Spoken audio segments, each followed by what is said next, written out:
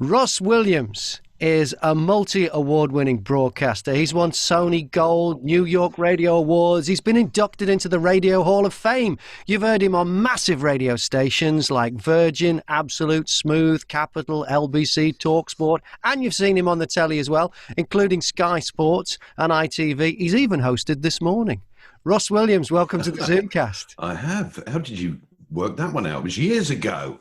Did you only do it the once, or was it a recurring thing? I think I did it 3 times with Firm Britain, and she was really nice. And I remember I went on holiday to Portugal. John Leslie was having a little bit of local difficulty at the time. Whoops, I've lost my headphone. And without going into too much detail, ITV were quite reticent whether they were going to continue with John, which they didn't in the end. And I remember getting the paper, the Sunday paper, on the beach in Portugal. And Ian Highland had written a bit, I forget what tabloid it was. Obviously, it wasn't a broadsheet because it's me. And it said, this morning, boss is seriously impressed with the job that Russ Williams did. He's now a hot favourite to take over from John Leslie. So obviously, I don't believe everything that I read in the paper. And that was a really good reason not to believe it, because it wasn't true. I didn't have any further discussions, but it was quite fun. I particularly enjoyed, there was a segment that used to happen on the show called You Say, We Pay, where punters come on, viewers, and you just hand them large quantities of money, which I thought was great. So, but Firm was lovely, and, just put it down to experience. Lovely to be asked. What is the main difference between working in radio and telly then? Well, obviously, television, people can see you. When you're on the radio, you don't need to have a shave, although funny enough, I have. For you, Graham, anything. And I think the discipline is different because you constantly have people in your ear if you have what use the system, what they call open gallery. So you have a little earpiece, which are now really small. You can hardly see them. Back in the day, you'd have this sort of wire coming out and going down your back to a little box.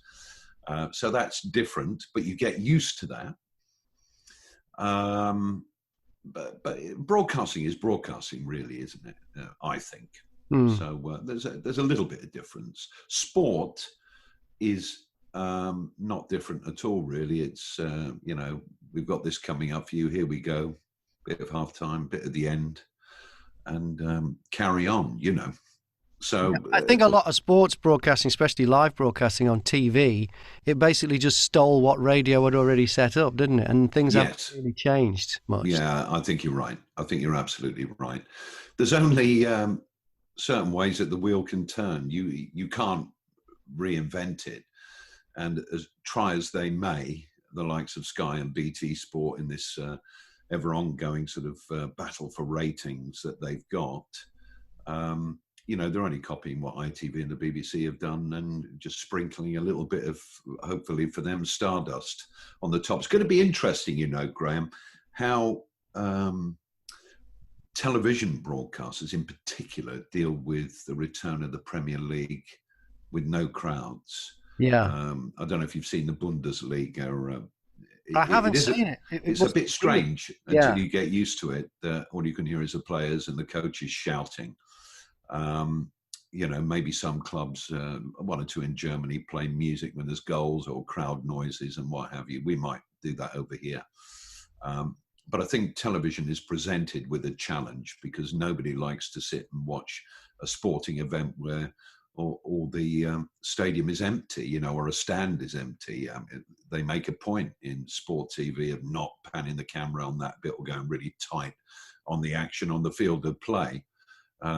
So that's going to be interesting. Hopefully people will get used to it. Hopefully there'll be a lot more respect for the fans, because you see these huge TV deals that TV does with football, Premier League and the European competitions. Yeah. And now they'll realise a lot more that a lot of what they're paying for is the atmosphere in the ground. And when fans are being ripped off, the prices of tickets for some games, just silly. Maybe, they'll give the fans a bit of a break and there'll be more realistic ticket prices, knowing that they need the fans because that's part of the spectacle that they sell to make the bigger money from the TV. That's right. I mean, match day income is hugely important for Premier League clubs. It's massively important for clubs, particularly like League Two and League One, who don't get much television money. They don't get sponsorship money of enough, anywhere near enough to keep the clubs going. For the Premier League, even clubs like Spurs have asked the government for 175 million pounds to keep going during all the problems that we've got at the moment with the pandemic, and they furloughed staff, and lots of clubs have done this. Whether the players have done enough, I think some have and some haven't. But at the end of the day, they are contracted employees, much like anybody else who works for in an industry that is completely different to the game of football. But I think the landscape, importantly, of football financially is going to change. Whether it's for the better or the worse, I don't know. I mean, if Germany can get people in very cheaply and have packed grounds, you have to ask the question, why can't we do it in this country? And just maybe with the economic situation that a lot of fans find themselves in, there might have to be a little bit of give from particularly the Championship and Premier League clubs and the Scottish Premiership to actually get people in who will be struggling for money. We know there's an awful lot of people who are still going to lose their jobs because of what's going on at the moment. Well, let's talk about you, Russ. Now, do we have to? Yes, we do. Yes, we do. Okay. And when I first moved back to Britain in 1997, my parents emigrated to New Zealand when I was 18. And I moved back in 1997 to come and work for a radio station on the south coast, 2CRFM in Bournemouth. And we arrived at the airport, Julie and I. We rented a car. We got in the car and drove to Bournemouth from Heathrow. And Virgin Radio was already tuned in on the car radio. It was breakfast time, and it was Russ and Jono. So you were one of the first two voices I heard on British radio after being away for so long. And now I was coming to present on a radio station, and I wanted to know all about British radio. There was no internet radio to speak of back then, so you couldn't hear Virgin living in Australia, where you can now. And there they were, Russ and Jono, and I just thought it was fab. And that was such a thrill for me personally, 20 years later or whenever it was, to hire you and Jono to present on Fix Radio. So it just came full circle. So that show was something. What was the key to making that show so good? 5 years you did on Breakfast with Jono. But nearly 6. Right. I think it was a chemistry. We knew what each other was thinking, how we were going to do things, and we still do, as you know, having been our boss up until fairly recently. On Fix Radio, everything becomes slightly second nature. So, of course, you have a planning meeting before the show, but once we say, right, we'll do this, we'll do that, both of us know exactly pretty much which contribution to that particular segment or discussion we're going to make. And then we would both hold back stuff that we would never talk about in the meeting and fire it in for that extra bit of chemistry. And most of the time it worked. Some of the time it didn't work, but I think our listeners were pretty forgiving, really, because we were just a couple of guys getting up early in the morning. And it has to be said, Graham, in an environment and a society that was different to today, a lot of the stuff that we did back then, and we did have stuff even then taken off the air before it could even see the light of day, we couldn't do now. Having said that, I think we pushed it a little bit to the limit on Fix, which was just brilliant fun. We did it for about a year, I think, thanks to you. And it was excellent. And we'll do it again, I'm sure. Although, life tends to take over, but it's so easy with the technology. Look at us now having a chat on Zoom and with the radio technology that is available that we use for the show on Fix, for example. It's cheap. It's chips, and it works. And I use it, funny enough, on Talk Sport when I'm doing programs from For home. anyone that didn't know, we should say that you were in London, in our studios in London, and Yes, I Jono was was. in a studio in Sydney. That's right. And And most people couldn't tell. there was no, exactly. There was the tiniest delay that you just really couldn't hear. And we had all the old features, Dumb Crime of the Day, Sad But True, Edward and Shanker, the Wayward Newsreaders. Thank you very much indeed. um, yeah, we just brought everything back because, once again, why reinvent the wheel, really? As you know, we had guests on. All sorts of guests came on the show. It was a shame that we didn't keep it going for a while, but hey, that's showbiz. That's Russ and showbiz. Jono who. But it was great fun. Let's go back to the beginning, Russ. You're born in Blackpool. Yes, yeah, born and bred. Lytham St Anne's, actually. Right, okay. I Just know. near the golf course. Yeah, I know the area a little bit. My auntie lives on St Anne's Road East. Oh, right, but I was born in Agnew Street. Right, okay. And I then moved to Blackpool from Lytham. Yeah. And went to school there until I was 11.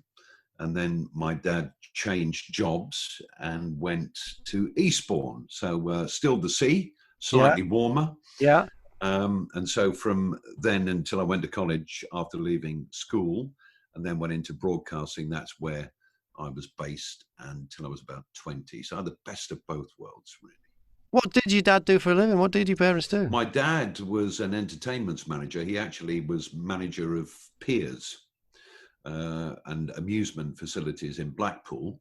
And then the same company said, okay, we've got, a unit, a pier in Eastbourne that needs a bit of, encouragement to get better. And so off we went. He decided he'd take the job. And I'm glad he did because I loved Eastbourne. I mean, people joke about it, that it's the place of the living dead. And funny enough, Karen and myself, about 3 years ago, I took her to Eastbourne for the first time. And it was a lovely spring day. And we were walking along the seafront. And we walked past an elderly gentleman who I assume was asleep on a seafront bench. But Karen actually said, look at him, he's dead. And, but he was alive, and it's a lovely place. And I went to the grammar school there. Could have done a bit better than I did. Played for the school football team, played cricket. Just had a great childhood by the sea, fishing off the end of the pier for bass and mackerel, horse mackerel. Off the beaches, always had a summer job that kept me outdoors. It was great. It was really enjoyable. In Blackpool, I was more of a youngster, and I remember the donkeys and sitting on the beach and playing for the school football team and being at school. I remember some of the names of the people I went to school with and the teachers and what have you, but the memory fades a little bit. Mm-hmm. So what age were you when you went to Eastbourne then? I would have been 11 because I just passed my 11 plus. And I thought, well, this is all right, get straight into the grammar school. Anyway, the local education authority and the school that I was to go to, which was right at the back end of junior school, literally for about 3 or 4 months before you would leave junior school and then go to secondary school, grammar school. They said, well, he's passed the 11 plus in Lancashire, but he hasn't passed it here. So I think my mum and dad were a bit bemused. So I had to take it again, and I passed again. So off I went to the grammar school in Eastbourne that no longer exists. It's a big college now, a sort of further education. It's Polytechnic or whatever they call them these days. But brilliant times, they're absolutely brilliant times.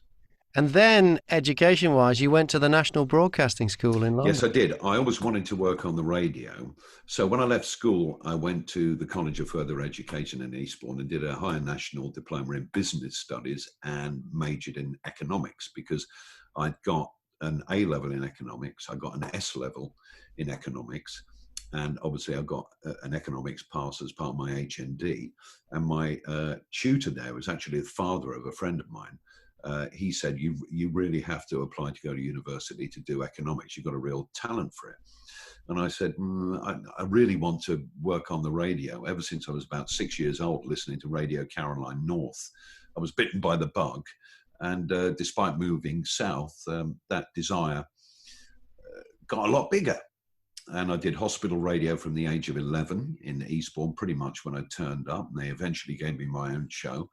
And And then after I left college, I went and worked for a bank, the NatWest Bank. I was in the trust and tax services department, which was interminably dull, but mortgage rates were 1% if I wanted a house, which is not bad. I mean, it's a bit high compared to what it is now, of course. And my job was to deal and help people who were far more qualified than me keep track of a lot of the old folks in Eastbourne, their stocks and shares and their investments and trusts. And the bank spent a lot of money sending me off to a place called Haythrop Park, not Haythorpe, Haythrop in Oxfordshire. And I just passed and was about to get promoted. Woohoo! And I wasn't really bothered. And then I resigned and I went and got a job as a dog's body, a Man Friday, as Rory McLeod called it, at the new station in Brighton, Southern Sound. And that was in 1983. And he sent me to the National Broadcasting School in Greek Street. My grandmother, my father's mum, who's no longer with us, obviously, she lived at Walthamstow. And so I stayed with her for about 4 months and every day got the bus and then the tube from Walthamstow Central into the West End. And I had an absolute ball being taught by people like Neil Spence and Michael Bucht and all these people, some of them Terry, I forget his surname. He was a fantastic guy. He was from up north.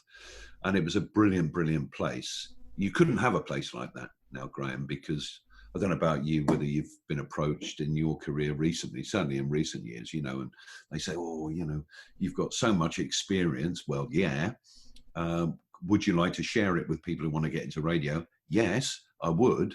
But the trouble is, if you do that in the form of a little course, for a couple of days, you have to lie to them then and say, make a demo tape and you'll probably get a job if you're any good. That isn't the case. No. The industry has changed. So I was, once again, very lucky, like you, to get into the radio business at a time when it was much easier to do it if you did have any modicum of talent. Yeah, I can remember making literally hundreds of cassette demos from my community radio show that I did in Sydney and sending it to every commercial radio station in Australia, pretty much, certainly in New South Wales and Victoria, Queensland. Yeah. I don't know if I sent too many to Western Australia, but you just sent them out and then you got, about 10% of them would send you a letter back and then you'd send them a letter saying... Awful mug, isn't it? And then you'd send them a letter back saying, do you know what, thank you very much. If they seemed a little bit keen. And then you go, do you know what, I'm going to be in your town next week. Do you mind if I pop in? And of course, you'd make sure you go to that town. Is that how you got the job at Metro then? Is that so? Newcastle upon Tyne, where Metro is a long, long way from Eastbourne. Well, I don't think you can get and still stay in England. The first place I went actually to apply for a job in a roundabout kind of way was my dad took me back to Blackpool, and they had a radio station there that was just starting up called Rock FM. Mm-hmm. If you remember, it was a Red Rose Radio, it was called. That's it. Now, the man behind it was, a man called Owen Oyston, who subsequently has become notorious for. He was an estate agent, wasn't he? He was. Good. Yeah. And I'd made a demo tape at the hospital radio, and I walked into the estate agent's office, and I said, "Can I speak to Mr. Oyston, please?" And they said, "He's not here." Of course, he could have been in the back, but I left my demo tape and a covering note that my dad had typed up for me and I'd signed.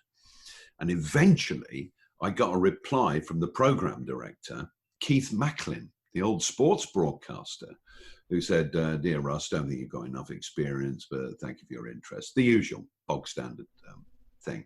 So that was a little bit deflating. But when I was at the hospital radio, I recorded a demo tape, but not playing music. I did like news reports and features, and I recorded it on a little reel of 1/4-inch tape, and I sent it to Rory McLeod, who was the program director.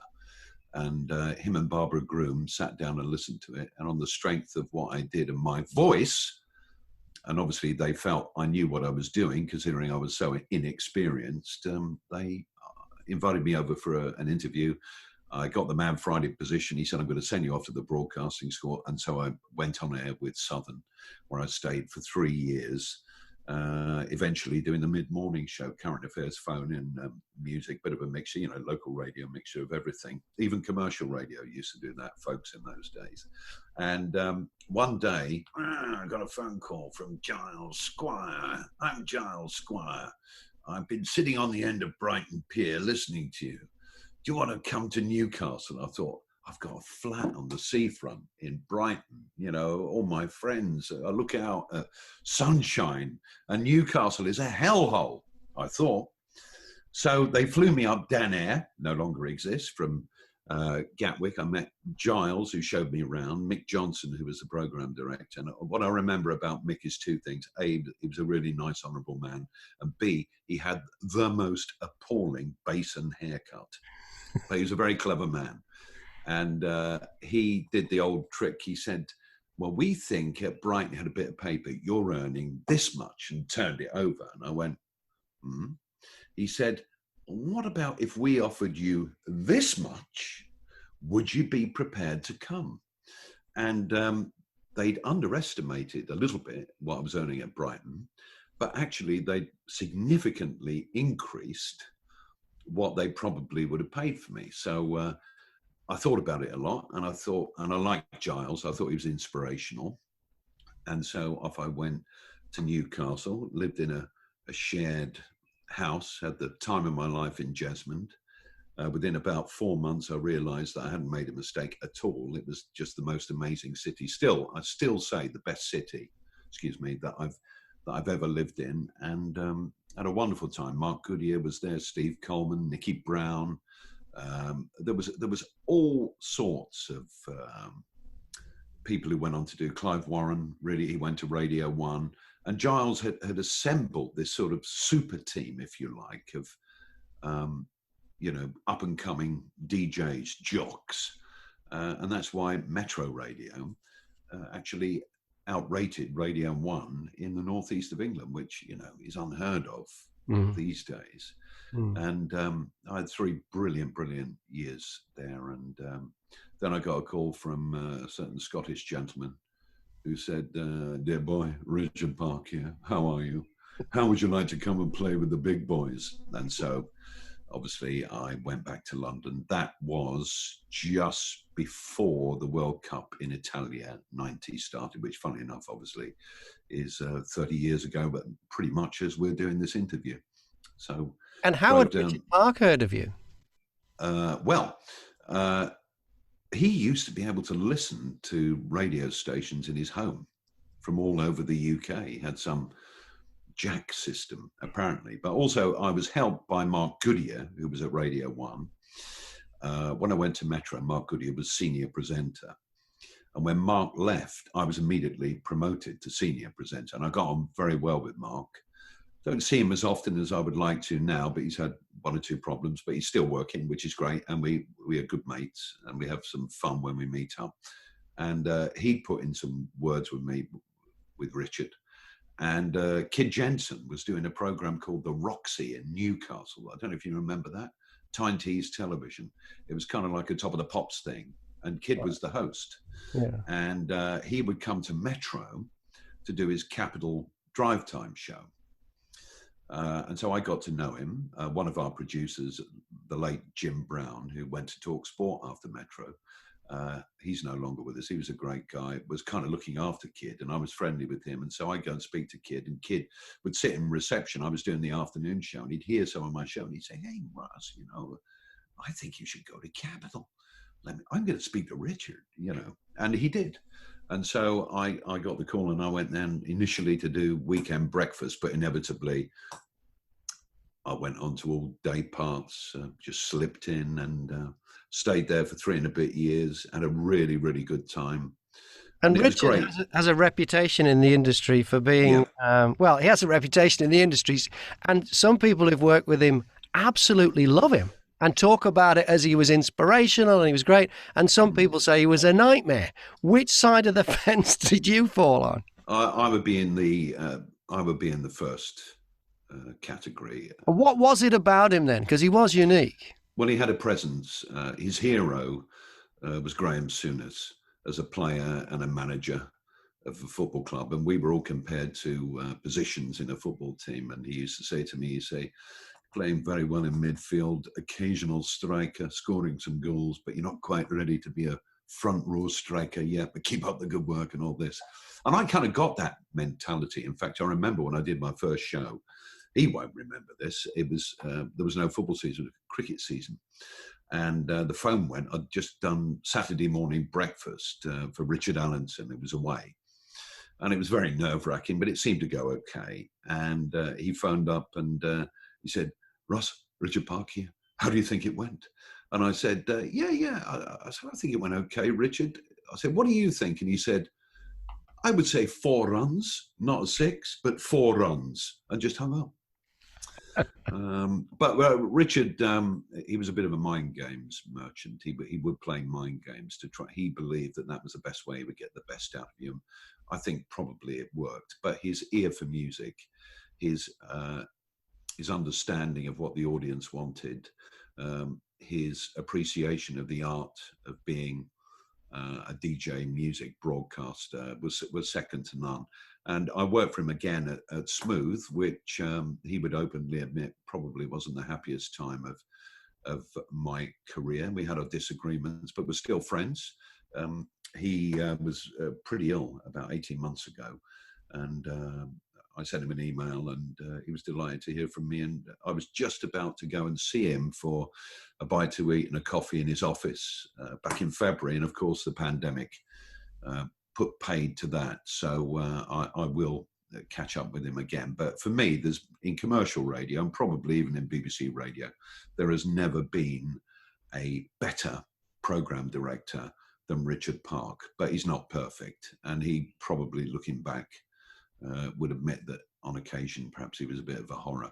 But Paul Jackson, Richard's son, was also a fantastic program director, of course, not a chip off the old block, a very compassionate man, but a very demanding man, and another radio professional who's done extremely well in Australia, as you know. Yeah. But I've worked for some great program directors. Henry Owens, who's no longer with us, bless him, he was a lovely guy. Mark Story was amazing.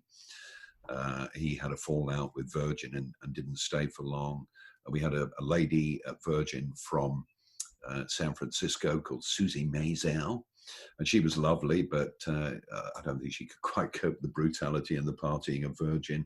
John Revel was a fantastic program director, as was Richard Skinner. They were joint program directors when I went to Virgin, which is most peculiar, like joint prime ministers. You remember when Cameron and Nick Clegg were sharing the job pretty much, although Cameron was at the forefront.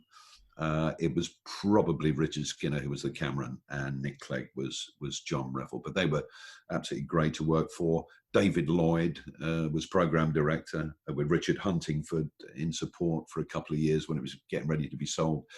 He was great. Clive Dickens was the boss for quite a few years for Absolute. Clive, brilliant radio professional. Tony Morey, who now, of course, is with Steve Parkinson running Bauer. They're both great guys. Paul Sylvester just slipped into that job probably a year before I left Absolute, and he's doing a wonderful job. So I've been very, very lucky. I can't think of any program director who I've worked for or haven't liked and respected more. Nice to know. Giles Squire was right up there as well. And Graham Mack, some bloke called Graham Mack. So Richard Park was... one of his things he's famous for is he demanded loyalty. So I heard. I never worked for him. How did he go with your decision then to leave Capital? Where he must have rated you because you filled in on the breakfast show for Chris Tarrant. A lot in the last year. Yeah. So Richard must have thought you were part of the future of the station. For you to decide to go to Virgin, how did he take that news? Not very well. Okay. Not very well. Yeah, I remember Sue, his PA, phoned me up and said, I've got Richard for you. And I'd spoken to Richard about it, said I was thinking about it. And he just said to me, I can't remember verbatim, but it was along the lines of, well, you've obviously decided that you're going to leave. And I said, well, no, I haven't. He said, well, you have. He said, you can come in between the hours of 1 a.m. and 4 a.m. and clear your desk. Wow, you couldn't even go during business hours to clear your desk? No. Oh, okay. And Capital were very honourable. I went on gardening leave for about 3 months and joined Virgin in, I think it was March. I think it was sometime in March. And of course, we launched on the 30th of April. So was involved in all the build up to that. But no, he wasn't very happy. And I was in a very difficult position. This was a national commercial radio station. I think it was the first national music It was. station. Was it before Classic FM? Yes. Right. It was the first national, and I think it was Pop and rock station, I think. Wasn't it taking on the old Radio 1 frequency when Radio 1 had gone to FM? Was it? I'm not sure. 12, 15. It might have been. I don't know. The big station at the time was Atlantic 252. Right, on long wave coming in from. And previous to that, of course, it was Laser 558 in the 80s. The Pirate, yeah. If you remember. It must have been very exciting to go to something. It was a completely different world to even Capital. That was amazing. But from my point of view, I looked at it that this is a chance worth taking. I knew I wouldn't go back to Capital again. And people say, once you've stopped working for Richard, you never work for him again. Well, that's absolute nonsense, because at Smooth, he came and asked me, met me. We had a 2-hour lunch. And, to go and join Global, bygones are bygones and all that. I mean, it was absolutely great. The problem was that it wasn't quite the dream that was sold to me, but that's another story for another occasion. Because Richard Branson was brand new to radio, wasn't he? I mean, there was just a dream to make a noise. I don't mean literally to make a noise out of a radio, but in the industry, here's Branson. I was talking about Richard Park previously, by the way, that the dream that was sold to me, it wasn't quite what I thought it was going to be. Oh, sorry, I'm confused. No, the dream at Capital wasn't what you expected. No, Smooth. Yeah. Oh, now I'm with you. And that's the second time when you worked with Richard. Yes. It wasn't the same. I see. My point is, you can go back and work for him. Yeah, of course. I suppose if he likes you. I don't know. Yeah. But when I went to Virgin, of course, I was going to do afternoons there, funny enough. And Chris Evans was part of the team. Jono Coleman was on in the evening. Kevin Greening, bless his soul, was there. Richard Skinner. Tommy Vance was doing drive time. Nick Abbott was there in a capacity. I think he was doing a late night show. Mitch Johnson was earmarked for the breakfast show, and they were doing dry runs. And one afternoon, John Revel phoned me up. He said, hello, mate. I said, oh, hi, John. How you doing? He said, have you got an alarm clock? I said, what do you mean? He said, but I want you to do the breakfast show. So I thought, well, I've got to go for it, sort of thing. And that was the reason I left Capital. I just thought to myself that it would take forever to be given a chance and get a daytime slot. And also I'd seen a lot of colleagues at Capital, no names, no pack drill, who had fallen foul of the system there. And there wasn't, there was ways that things worked. And I thought that chances are that'll happen to me. So that's why I took the plunge. And it was an exciting project, of course. So that is why I did it. And I went, and it was pretty much the best decision I ever made. Because you launched it. You did the first breakfast show on there? I was, we on the day we launched at 12:15 a.m. Richard Skinner was on the air. He was mid-morning host, but I was with Branson going around the country in a helicopter. And I was in Manchester with Midge-Ure and Richard Branson. And in fact, just stay there a second. I've got the picture here. Wow. What about this, folks? This is historic. Here it is. Yeah. And there it is. There it is, Richard Branson. Midge-Ure there, I think, is there. Yeah. And we're at the Virgin Megastore in Manchester. And we launched the station, and eventually ended up in London after flying to Liverpool and Manchester and Newcastle. From Edinburgh, Glasgow we did, Cardiff, Bristol, and then M4 corridor, Battersea. This is all on the one day? Yes, this is on the first day, and he was doing inserts, Branson, with me from all of these places. And we ended up at Battersea Heliport. Helicopter landed, Virgin bikes took us to the Piccadilly Theatre, where there was the launch party with everyone and their auntie from the record industry, including all the radio bosses from other radio stations. And, so it was a big splash. It was called the Radio Revolution. that was a strap line. I think the revolution didn't last very long because they had to get some ratings. Yeah. And you can play Robin Hitchcock records all you want, and it's all very worthy and good. They're good records, most of them. But people want to hear In Excess and U2 and stuff like that. So very quickly it became a lot more accessible. But still rock. Yeah. Still. Oh yeah. Rock stroke, rocky pop. Yeah. A lot of oldies, classic album tracks, and the best new music, I think, was one of the strap lines. So that was pretty broad. And I think after about 3 months, the first ratings came out. And I don't think, and of course you've got to remember we're on medium wave only. Yeah. And it's difficult to make an impression. But David Campbell, who was the chief executive, another really, really good businessman and visionary, and he was very rock and roll, David. He said to me, what are we effing going to do about these ratings? We're being beaten by a bunch of kids in a shed in Ireland. And I said, well, it's teething problems. And he had a big huff and threw a few things around, I seem to recall. And it was about that time that I remember saying to John, you know what, doing a breakfast show on your own is really, really hard when you've got nobody to speak to, and you actually have to have recall for a breakfast program. And so he said, well, I've got this idea. Jono's on in the evening, and I think he needs to be with somebody. Can we try you two together? So I said, in for a penny, in for a pound. And the rest is history. And when did you know it was working?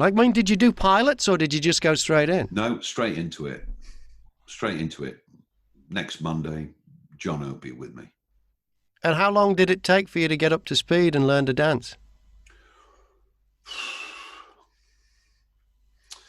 I think after a year, we were second nature, probably 6 months before we ironed out. We never really had any problems because we're both easygoing. Yeah. It was just talking over each other, stuff like that. Yeah, traffic issues, yeah. Yeah, but very quickly. And how long till the ratings kind of started to move in the right direction? I ask because I'm wondering these days how long a new show would be given. There's a show in Manchester not been given very long recently.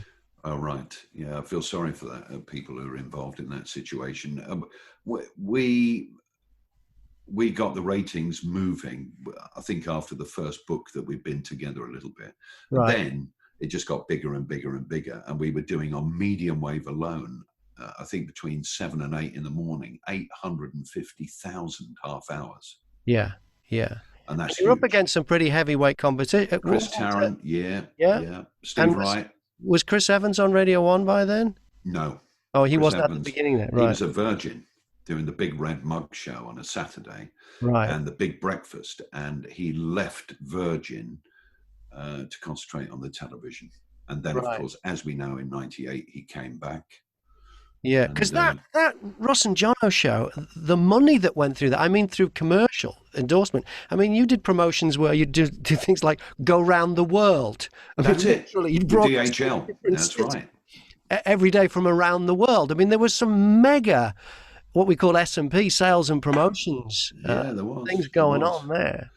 I mean, the round the world trip was amazing. Jono didn't do it because the official line was he's got work on VH1, which was a little watch sort of satellite music channel. If I'm honest, I don't think physically he would have enjoyed it too much. It was a hell of a schedule. So he stayed with an audience in London, apart from Amsterdam, which was the first one. We basically did Amsterdam, Bahrain, which was boiling. It was boiling there. Then we went to Hong Kong. Then we went to Sydney. Then we went to, Auckland, which you'll know. Then we went to Sydney. We flew Sydney to Hawaii and did the following Monday show from Honolulu Beach. Then we went to San Francisco, Mexico City, Toronto, back down to New York on July the 4th. It was 29,000 miles. Wow. And unfortunately for me, I was ill about quite badly ill about 2 weeks before we went, and I was on these drugs. I'd been to Poland to watch England play football, and we'd taken a trip to the Silesian coalfields, a whole bunch of journalists and me on this organised trip, and I had some dodgy water, and I had what they call an amoeba, and that goes into your body as one, and then in 24 hours it becomes 2, and then 4, and then 6, and then 8, and then your body gets ravaged by this thing, and you feel awful. Some people, violently ill. You can't eat anything. You feel permanently full. And I was under the care of a brilliant doctor, David Forecast, in Harley Street. It was Virgin's doctor, and he said, "Right, do not drink alcohol at all. That's hard." And Tim Finn in New Zealand was a pain in the bum. He knew that I couldn't do it, and he was constantly trying to. Anyway, it's another story. And as part of that trip, and he said, "Here's some very big white tablets." He said, "You take one a day. It's going to kill everything in you, bacteria-wise, including the good stuff. So you've got to eat this kind of food, that kind of food, blah, blah, blah, blah, blah. And ring me from Sydney. Tell me how you're feeling a week in," which I did. And I remember feeling okay. Obviously, no alcohol, felt better. And still took about another year to recover from that, funny enough, when I got back properly, because an amoeba upsets your sort of movements of everything inside you to do with your digestive system, and it's very difficult to shake off. But I did manage to shake it off, and I did the trip around the world. But I always remember that for about 6 months after, I was absolutely exhausted. Right. Going through all these time zones. Because once you got back, it's straight back into it again. There's no break. It's straight into the show again. Breakfast Radio. Straight into the show. Yeah. Jono came over for the 4th of July in New York. Yeah. The glamour of it all. And I had a couple of days there with me. We were both with our wives. And then we went back. And on the Monday, we went back on the Sunday, I think. And on the Monday, we were back on the show. And you toured with the Rolling Stones. Was it still Virgin then, or was it Absolute? Yeah, I went on tour with the Rolling Stones a couple of times and did a documentary with them. I went to Dublin, Paris, Dallas, Moscow. And London, did they accept you as part of the inner circle, or were you? Eventually, they did. Yes, Eventually? Tony. Yeah, I mean, the Rolling Stones is a very serious rock and roll machine, and you become what they call a preferred interviewer. Okay. And Tony, who's a lovely guy, who, when they went on tour, he basically controlled all the media and everything. And he sidled up to me at one of the gigs when I was sitting down, and he came up, or it was backstage or something, and he said, "Good news." I said, "What's that?" He said, "We like you. You're a preferred interviewer." And so I got a lot of access to all of them.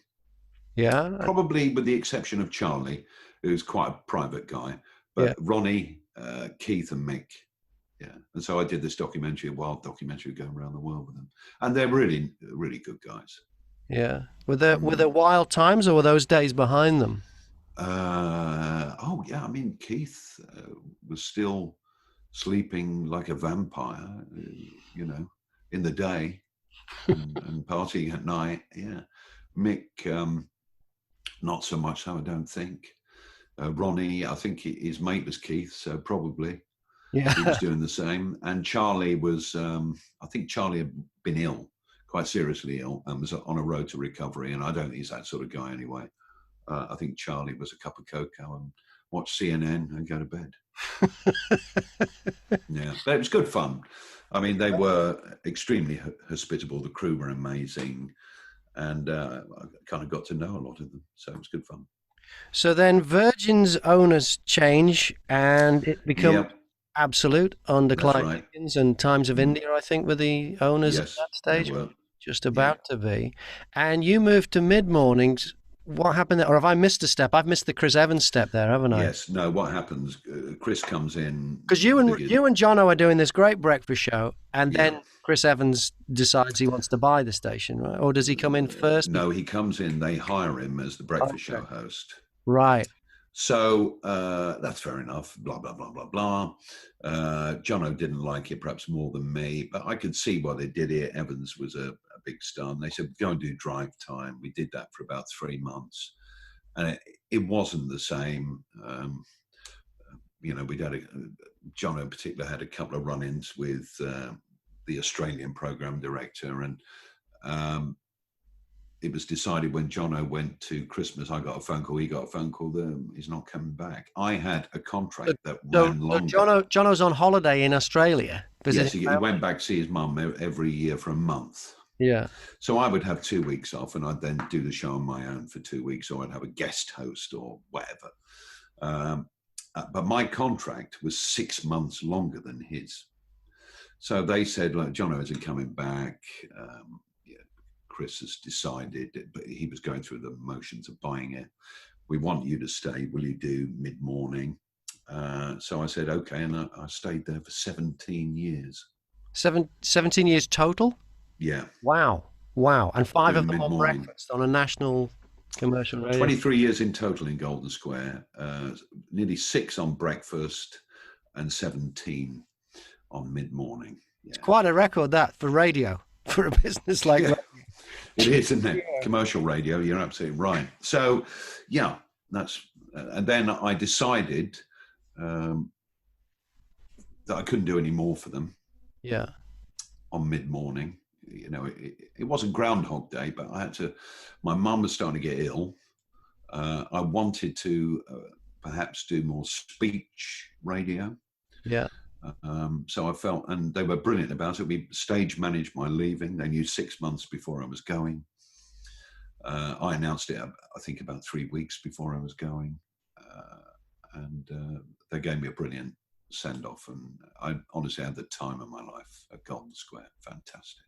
We mentioned Smooth, which didn't work out, but you did all sorts of other stuff. I mean, you're a trained journalist, so you published a couple of books. Couple of football books. That was in the 90s. Football Babylon. That was before all that. Wow. So that was while Russ and Jono was happening. Yes, I wrote them when I was doing Russ and Jono. How'd you fit that in 2 books? Well, once you finish at 10, you've got a few hours in the day. Okay. To do stuff. I did Football Babylon. Guess what the follow-up was called? Football Babylon 2. Right. We did the Russ and Jono Breakfast Experience book. Yeah. That we wrote with a very funny writer called Paul Dornan, who was a friend of Jono's, and we had a little office in King's Cross that we spent 3 months in there. And it still makes me laugh now because it's so rubbish. And somebody tweeted us the other day and said, I've just paid £2.49 for your Russ and Jono book, and I just put overpriced. Because it is still available on Amazon. Yes, I know it is. Yeah. So I did that, and so I enjoy writing. I'm writing a novel at the moment. It's taking a bit longer than I thought. You mentioned this to me a long while ago. Months ago. Yeah. How's that going? Slowly. Can you give us? You told me a little bit about it, but I haven't told a soul about the idea. I don't know how much you want to reveal.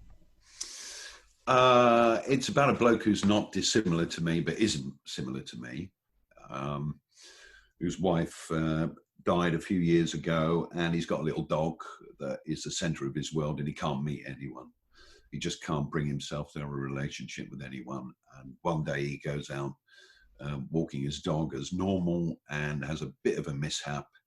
And all of a sudden, from out of nowhere, a woman appears on a horse. And it is called Seven Sunrises, and that it will be called that. And there's a reason for that. And it's about the relationship that he has with that woman over 7 days, which is, I think it's a story of hope, romance, historical love, whatever you want to call it. Yeah. Yeah. You've been doing all sorts of other stuff since then. I mean, you've been on different radio stations, LBC. You've been doing a lot with TalkSport and TalkSport 2. And of course, there was the reunion of Russ and Jono, not only on fixed radio, but as a podcast too, which is still available, because that's the great thing with podcasts. They have such a long tail. People discover it and they are timeless. What was the decision to get back together with Jono based on? With Jono, got sick with a prostate issue, quite sick.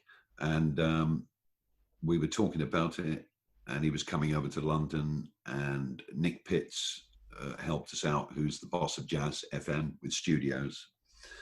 And we thought, what the hell, let's give it a go. And, life's too short. So we did that. We had a lot of fun. And then we managed to continue it with you. And you can still listen to it on Audio Boom and various places. The Russ and Jono experience, or whatever we call it. It's still on there now.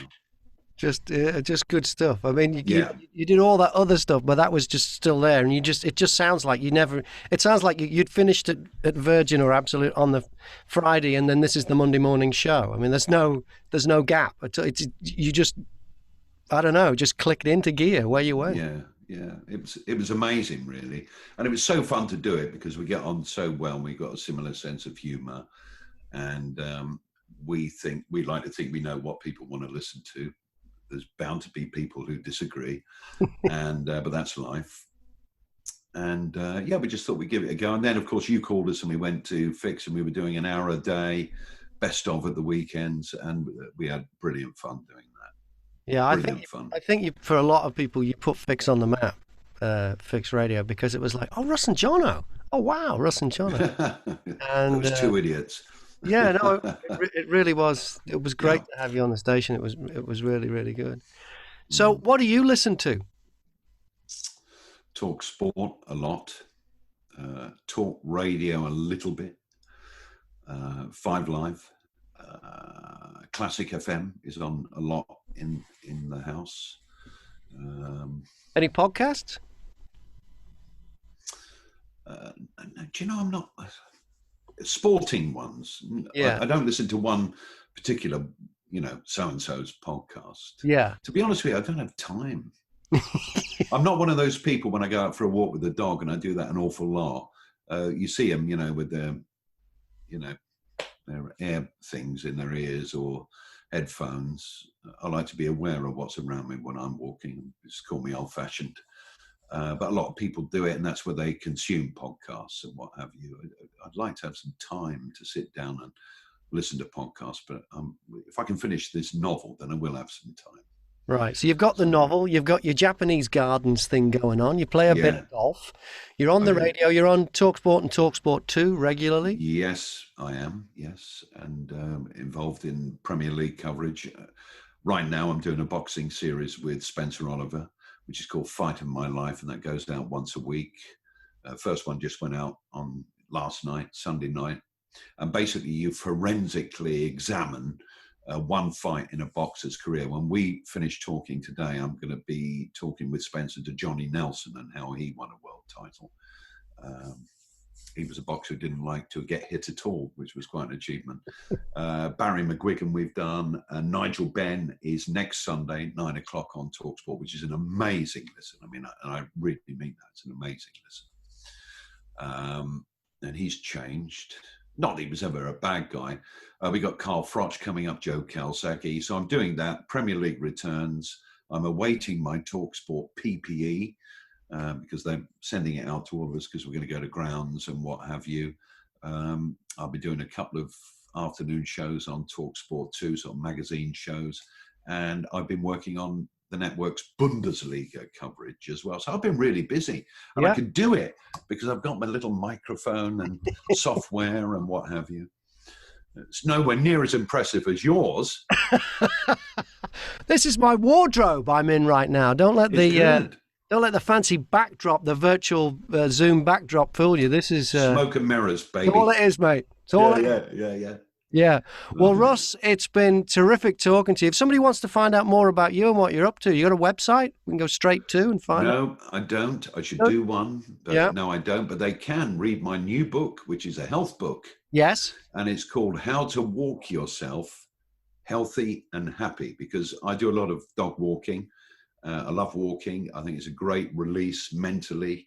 And I decided, particularly when my mum was very, very ill and subsequently died in the middle of February, that walking somehow made me feel better mentally and actually inspired me to get stuff done when I really didn't want to do it because I was worried about my mum. And so I did loads of research, and it turns out there's 14 different types of walking that you can do, from lolling along on an amble to a brisk walk, to marathon walking, to swimming pool walking. And the amazing things that doing it regularly, and that's the key, you've got to do it regularly, that it does to the human body and your overall health. I mean, it can literally, if you take it seriously, it could get you off statins. Blood pressure drugs could get you off those, helps you, exist and make your diabetes better. Ladies can walk through the menopause, and all this is in the book. With the name of the book proof. Again then, Russ? It's called How to Walk Yourself Healthy and Happy. It's out now, Amazon, everywhere you can get it? Yes, it's Amazon Kindle. It comes out on the 14th of June, but you can pre-order it now. The paperback is out now, and imminently, surprise, surprise, the audiobook. And it's as cheap as I can make it. This is not about me making money. I know how good walking is for people, believe me. And I lay out the proof. I say that, I walk the walk and I talk the walk in this book, in my intro to it. And, if you're fearful of gyms, you can't stand them, you feel under pressure, you feel intimidated. If you are overweight and you want to do something to get yourself fitter, maybe a doctor has said, watch it, you could get diabetes or you got to lose some weight. There's no better way of doing it than walking. And I have these charts in the book that show you your weight, what speed you walk at, how many calories you burn, for example. So there's helpful stuff in there. And I wrote the book because I wanted to just say to people, hey, you might sneer at this, but this is a great form of exercise. And maybe, just maybe, you should try it. For me, it's worked. Some of my best creative ideas I get when I'm walking, and you just get a clear mind and fill your lungs with clean air and keep a little dog in tow. So it's good fun. And I hope people enjoy it.